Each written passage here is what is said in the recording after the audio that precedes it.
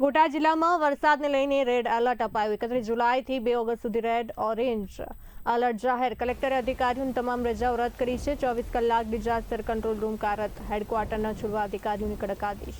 ભારે વરસાદના પડકાર સામે બોટાદ પ્રશાસન સજ્જ। તારીખ 31 જુલાઈ અને 1 ઓગસ્ટ બોટાદ જિલ્લામાં ભારે અને ક્યાંક અતિ ભારે વરસાદની આગાહી છે, જેને ધ્યાનમાં લઈને બોટાદ જિલ્લાનું વહીવટીતંત્ર સુસજ્જ છે।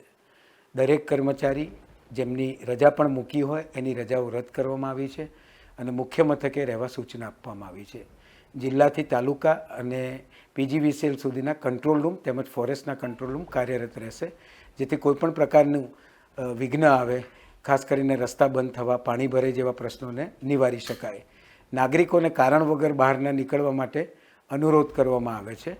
ડીપ અને પુલ વગેરેની એવી જગ્યાઓ જ્યાંથી પાણી વહેતું હોય ત્યાં વાહન ન નાખવા અને ત્યાં આગળ પોલીસનો બંદોબસ્ત પણ રાખવામાં પ્લાનિંગ કરવામાં આવેલું છે। તમામ લોકો માટે ખાસ કરીને તરવૈયાઓની ટીમ છે અને તમામ ડિપાર્ટમેન્ટ પોતાની રીતે સજ્જ છે। કોઈપણ પડકારને પહોંચી વળવા માટે બોટાદનું જિલ્લા વહીવટીતંત્ર સજ્જ છે।